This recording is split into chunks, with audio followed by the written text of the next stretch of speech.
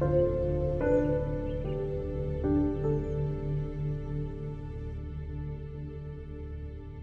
saddens me to know that Lakshmi's home is like this. All the things that I've been taking for granted all these years, a clean house, a clean toilet, a clean place for cooking, electricity, are all a distant dream to her. She doesn't have a real home. Lakshmi has been with me since I was born. She's been taking care of me for as long as I can remember. She taught me Kannada. She read me a lot of poems and even taught me how to play hopscotch. She raised my brother and I like her own children. She is so cheerful and warm, and she's such a strong woman. When I was a child, I used to ask her to tell me bedtime stories. She used to tell me about her home in her village. Over the past few years, as her son moved into the city, I've heard her talk about her land more and more. And then I wondered if there was something I could do about it, because she was someone so close to me and she lacked the basic need, a proper home.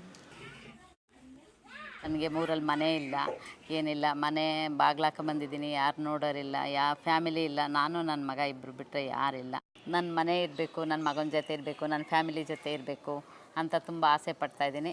ಇನ್ನೂವರೆಗೂ ಏನು ಮಾಡೋಕ್ಕಾಗಿಲ್ಲ. Land ಇದೆ ಅಮ್ಮ, ಮನೆ ಬಿದೋಗಿದೆ. ಮನೆ ಕಟ್ಟಬೇಕು ಅಂದರೆ 12 lakh ಬೇಕು. ಅದು ದುಡ್ಡಿಲ್ಲ, ಎಲ್ಲಿಂದ ತರೋದು ಅದು ನಾನು ಮುಂದೆ ಯೋಚನೆ ಮಾಡ್ತಾಯಿದ್ದೀನಿ. ಏನು ಮಾಡಬೇಕು, ಏನು ಬಿಡಬೇಕು, ಅದು ತುಂಬ ಯೋಚನೆ ಮಾಡ್ತಾಯಿದ್ದೀನಿ. ತುಂಬ ಕಷ್ಟ ಇದೆ. All Lakshmi has to go back to is a substandard house. To have a quality home, a livable, safe and healthy home, means more than just owning a piece of land and having a roof over one's head.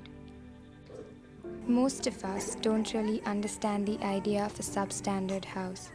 Substandard houses are usually small, about 100 to 300 square feet in size, and have anywhere between 3 and 6 people living in them.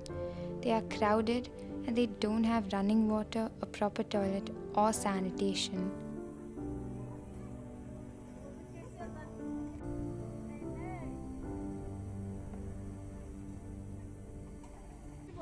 They don't have a real kitchen, and so smoke fills up the house and causes respiratory problems.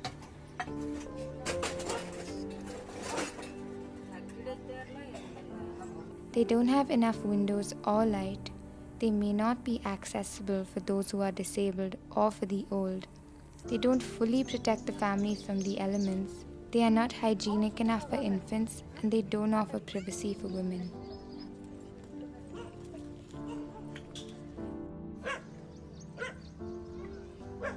They also don't have enough storage space, a peaceful atmosphere, and may have leaky roofs, peeling paint, and asbestos partitions that are harmful to health. Basically, a substandard house is one that fails to support the physical and psychological well-being of the family, their health, growth, and social integration, which are aspects central to human well-being. Across the world, studies have shown that substandard housing is strongly associated with increased risk of disease, crime, social isolation, and decreased mental health. Substandard housing also affects access to education and income opportunities. So we are actually talking about not just the survival of these people, but also their identity and participation in our society, their right to health, to equal life expectancy, to a happier economic and social status, and to be a part of India's growing economy. Affordability of quality housing is a serious problem in India. And to think that a lot of Indians don't have a place to call home is something that really scares me. This is not just Lakshmi's story. I mean, look around. The homes they live in, they don't have proper coverage. They've all been telling us about the rains and how the rains affect them so much. And if the homes can't even withstand rain, then it means something.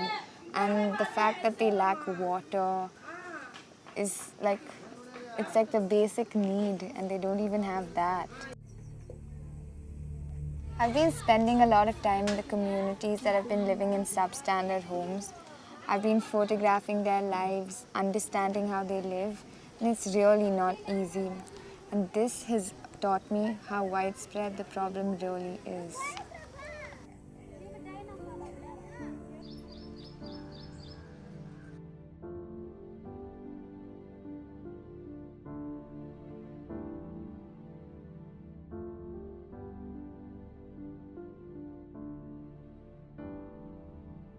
To 20 square ಫೀಟಲ್ಲಿ ಇದ್ದೀವಿ madam. ಮಳೆ ಬಂದಾಗ full ಫ್ಲೋಡೆಡ್ ಆಗುತ್ತೆ. ಇರೋ ಪರಿಸ್ಥಿತಿ ತುಂಬ ಕಷ್ಟ ಇದೆ. ನಾವು ಬೆಂಗಳೂರಲ್ಲಿದ್ರೂ ಇವಾಗ ನಾವಿರೋ ಜಾಗಕ್ಕೆ ಪವರ್ ಸಪ್ಲೈ ಇಲ್ಲ. ನಮ್ಮ ಜೀವನಕ್ಕೆ ಆಟೋ ಬಿಟ್ಟರೆ ಬೇರೆ ಏನೂ ಇಲ್ಲ. ಆಟೋ ರನ್ನಿಂಗ್ ಮಾಡಲೇಬೇಕು. ಎವ್ರಿ ಡೇ ನಾನು ಆಟೋಗೆ ಹೋದರೆ ಇಲ್ಲಿ ಯಾವ ಟೈಮಲ್ಲಿ ಎಲ್ಲಿರ್ತೀನಿ ಅಂತ ನನಗೂ ಗೊತ್ತಿರೋಲ್ಲ. ಟೈಮಿಂಗ್ಸು ಬರೋದು ಹೋಗೋದು ಗೊತ್ತಿರೋದಿಲ್ಲ. ಅದಕ್ಕೋಸ್ಕರ ನಮ್ಮ ಜೀವನಕ್ಕೆ ನಾವು ಆಟೋ ಓಡಿಸ್ಲೇಬೇಕು. ಅದು ಬಿಟ್ಟರೆ ಬೇರೆ ದಾರಿ ಇಲ್ಲ. ಓದಿಲ್ಲ, ಬೇರೆ ಕೆಲಸ ಕಲ್ತಿಲ್ಲ, ಮುಂದಕ್ಕೆ ಹೋಗೋಕ್ಕೆ ದಾರಿ ಇಲ್ಲ. ಮುಂದೆ ಜೀವನ ನಮ್ಮ ಮಕ್ಕಳು ಕೂಡ ಅದೇ ಥರ ಆಗ್ತಾರೇನೋ ಅನ್ನೋದೊಂದು ಭಯ. The people who are most affected by substandard housing are people we see and interact with every day. These are our farmers, daily wage earners, our household staff, even taxi and auto drivers.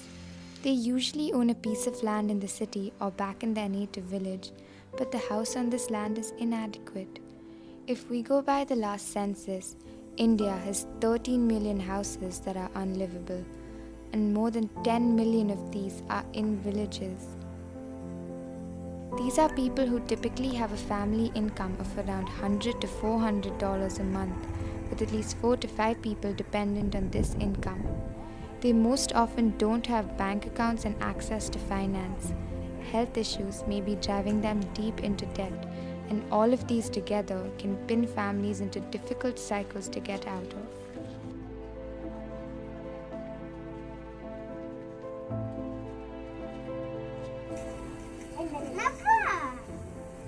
Living in poverty is a curse, and I think among the most visible signs of this poverty is the lack of a home and the resulting lack of security and lack of self-esteem that comes from it. We did a market survey to see how we could tackle this situation, and unfortunately we find that there isn't enough market support to help people here living in this condition to get out of this situation. So ironically, even getting out of that state of poverty is such a struggle and a curse. Going ahead with this kind of a stressful situation, how does one assess the societal cost of all this? How does India get impacted with this kind of a condition being present all across the country? It's there in every city, every town.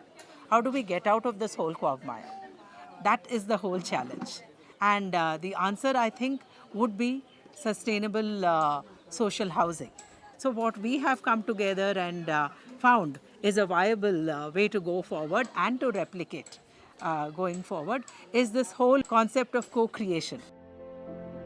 Several organizations have tried to solve the problem of substandard housing in the past, but with limited success. While there are government grants available for the poor to rebuild their homes themselves, access to these grants is a challenge because of middlemen or lack of direct intervention of government officials. And fact is, today the cost of material and labor is higher than ever. We need social innovation. ಏನು ಮಾಡಬೇಕು next?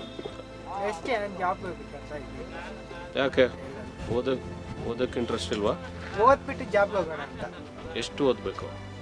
ಅಷ್ಟೇ ಡಿಗ್ರಿವರೆಗೂ.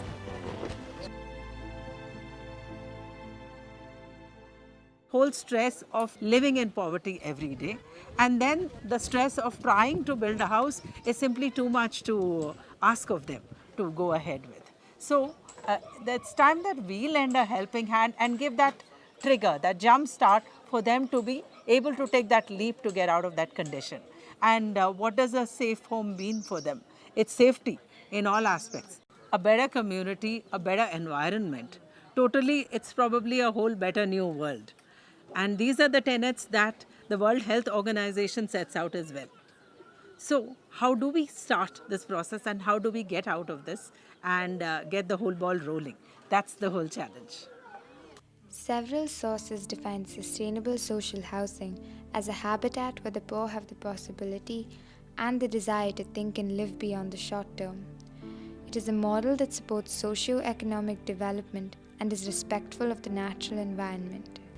In delivering sustainable social housing in India, we have to integrate several elements as we reduce the cost and time to construct.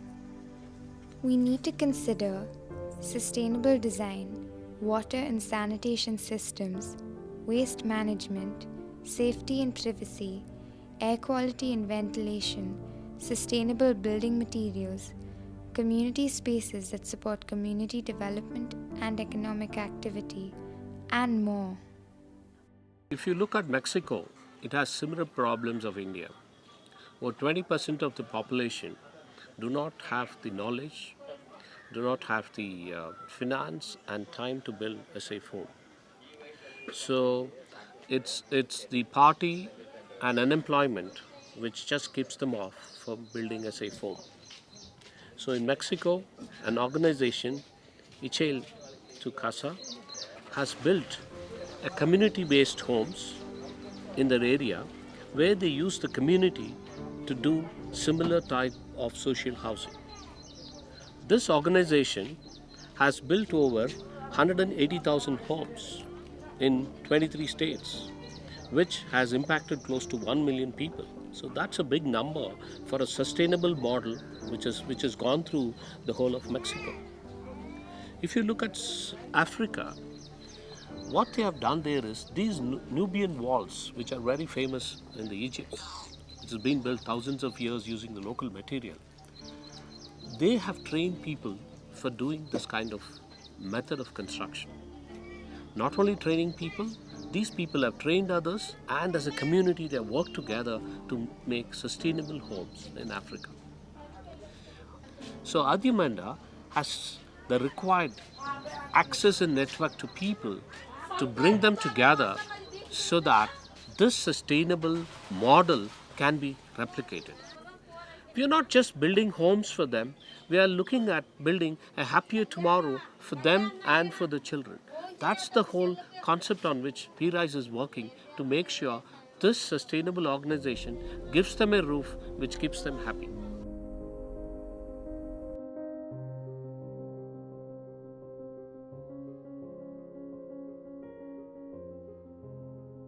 WeRise started a year ago, and our first effort is in this very village. While Lakshmi was my inspiration to think about this, I had to know more about it. So I spent a lot of time with my parents talking to them, and they helped me think through all the issues related to substandard housing. They connected me with the right people, and now WeRise has a team of experienced volunteers who helped guide my efforts and make this dream a reality. WeRise has partnered with a few hand-picked organizations to enable a successful rollout. Gramantara, our community partner. The Gramantara team will survey the villages, capture beneficiary details, negotiate with the local panchayat, and enable the project. Nivasa, an architectural NGO which is our implementation partner. Nivasa will enable construction of the WeRise homes through local materials and sweat equity. Professor Carlo Ratti, who will mentor us on sustainable engineering and development and architect the design of our communities. I think today we cannot avoid sustainability. It's both about environmental sustainability but also social sustainability. That's why we're very interested in this project we're starting in India, because it really combines the two aspects. You cannot solve one without the other. WeRise aims to achieve sustainable social communities across India through a 5-pillar approach. First, technological empowerment, which will provide the machinery to make soil cement blocks and the technical expertise of civil engineers and architects who will design and guide the construction. Second, financial inclusion, which will facilitate access to various modes of finance such as government grants and microfinancing through impact investors and through crowdfunding. Third, sustainability through environment-friendly design and construction, through introduction of rainwater harvesting and maximizing the use of daylight. Fourth, sweat equity, which will reduce the cost of labor by involving the homeowners in the construction and getting the community to mutually pitch in. And lastly, community, which will build spaces for the entire community to support social equity, learning, play, and enterprise.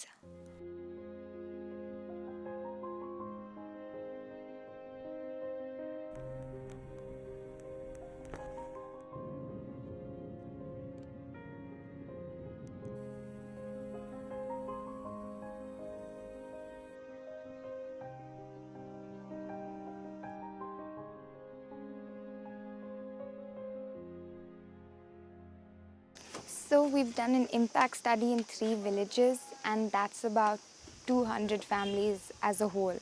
But if you look at this village in particular, that's about 50 families. And they've got a temple, a farm, a drinking water unit, a school.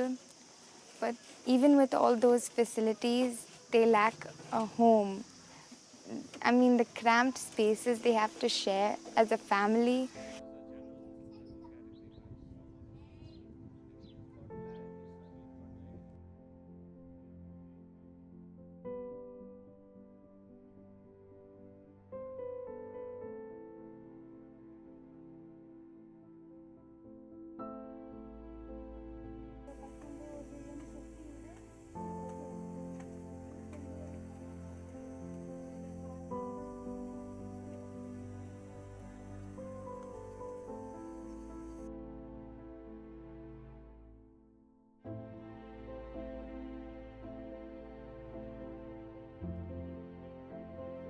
ಇದು ಹಳೆ ಮನೆ. ಇದು ಈಗ ಮಳೆ ಜೋರಾಗಿ ಬಂದರೆ ಸೋರುತ್ತೆ. ಈ ಮಣ್ಣಲ್ಲಿ ಕಟ್ಟಿರೋದು, ಅಕಸ್ಮಾತ್ ವಿಪರೀತ ಮಳೆ ಆದರೆ ಬಿದ್ದೋಗುತ್ತೆ. ನಮ್ಮ ಹತ್ರ ಇನ್ವೆಸ್ಟ್ಮೆಂಟ್ ಮಾಡೋಕ್ಕೆ ದುಡ್ಡಿಲ್ಲ. ವ್ಯವಸಾಯದಲ್ಲಿ ಹಿಂದುಳಿದಿದ್ದೀವಿ. ಎಲ್ಲ ಬೆಳೆ ನಷ್ಟ ಆಗ್ತಾಯಿದೆ. ಹಿಂದುಳಿದ ಊರಾಗೋಗ್ಬಿಟ್ಟಿದೆ ನಮ್ಮೂರದು. ಚರಂಡಿ ವ್ಯವಸ್ಥೆ ಇಲ್ಲ, ನೀರಿನ ವ್ಯವಸ್ಥೆ ಇಲ್ಲ, ಟಾಯ್ಲೆಟ್ಗಳಿಲ್ಲ, ಭಾಳ ಹಿಂದುಳಿದಿದೆ. ಅದರಿಂದ ಇದನ್ನು ಸರ್ಕಾರ ಅಥವಾ ಯಾವುದಾದ್ರೂ ಇದರಿಂದ ಅನುಕೂಲ ಆದರೆ ಒಳ್ಳೆ ಸಂತೋಷ ಆಗುತ್ತೆ. ನಮ್ಮೂರೆಲ್ಲ ಇಂಪ್ರೂವ್ ಆಗುತ್ತೆ ಅನ್ನೋದೊಂದು ನಮಗೂ ಒಂದು ಸ್ಯಾಟಿಸ್ಫ್ಯಾಕ್ಷನ್ ಆಗುತ್ತೆ. There's two ways to look at housing. Look at housing in terms of built infrastructure. It's about the bricks. It's about what you need to build. But the other way to look at housing is really about the community, about how people come together. And that's how we want to start thinking about this project. It's about a new platform for the community in order to strengthen it. We have adapted the soil cement block technology, which has two important aspects.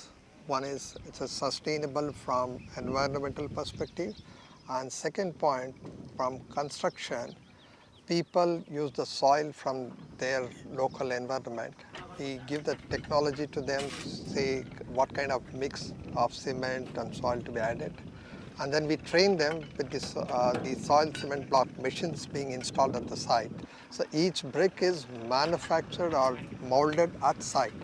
So it's hands-on from the owner or his family or the community around it. So it's a completely a community-oriented development than an individual business.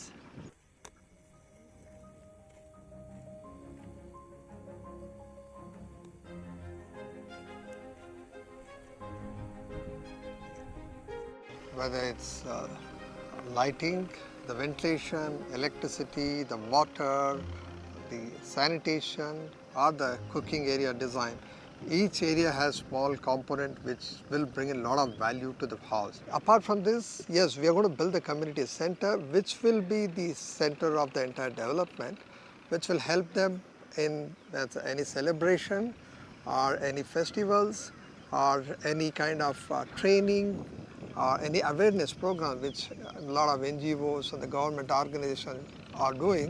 There is a proper place for that. So essentially, WeRise's approach to sustainable social communities is holistic, not just holistic, but also collaborative and long-term.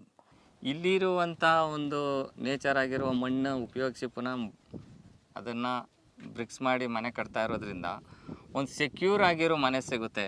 ನನ್ನ ಕುಟುಂಬ ಸದಸ್ಯರು, ನನ್ನ ತಾಯಿ ತಂದೆ, ಬಂಧು ಬಳಗ, ನನ್ನ ಮಕ್ಕಳು, ನಮ್ಮ ಕುಟುಂಬದವರು, ಹಿಂದ್ಗಡೆ ಇರೋರು, ಹಳ್ಳಿ ಜನ ಎಲ್ಲ ಸೇಫಾಗಿರ್ತಾರೆ ಅನ್ನೋ ನಂಬಿಕೆ ನನಗಿದೆ madam.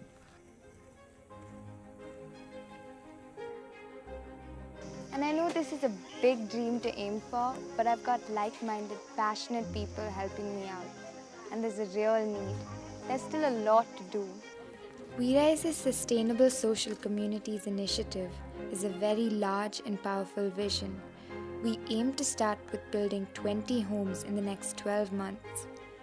In the next 5 years, WeRise hopes to have helped build homes for many hundreds of people and create a model that can be replicated across the country.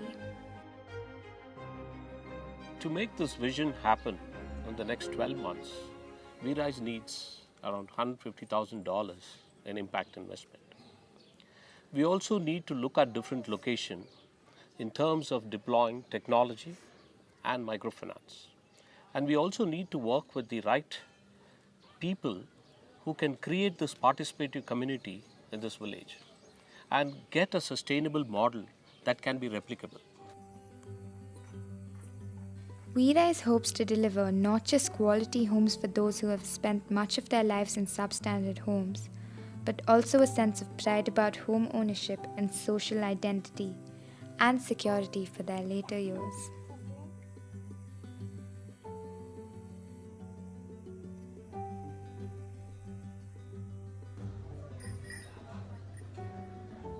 Studies have shown that home ownership is a financial asset that is often the foundation for small businesses that generate employment and income. This is going to be particularly important for housebound women who can now begin to make a contribution to household income that would not otherwise be possible. And to enable this, post the building of these communities, we hope to provide the women with vocational training in tailoring, baking, toy making, animal farming, and more.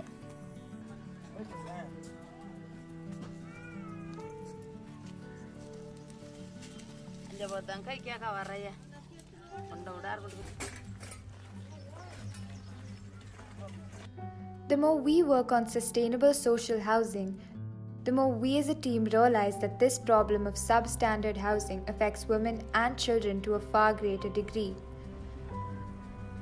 It is important to involve a greater number of women in this effort. When the women in these villages feel empowered, we can truly impact their entire families. Therefore, we have invited educated working women from the cities to come help, spend a day in these villages, share their knowledge, and help build a home with their own hands. This village, Udigiri Nalapannahalli, is a small village in Karnataka, and it's one of the places where our work has begun. We have identified 19 homes which we can transform. We have got government clearances that allowed us to carry on with our work, as well as mobilize the support of every household, enabling the path for sweat equity. There are 30 volunteers, all women, who have come with me to help build a home.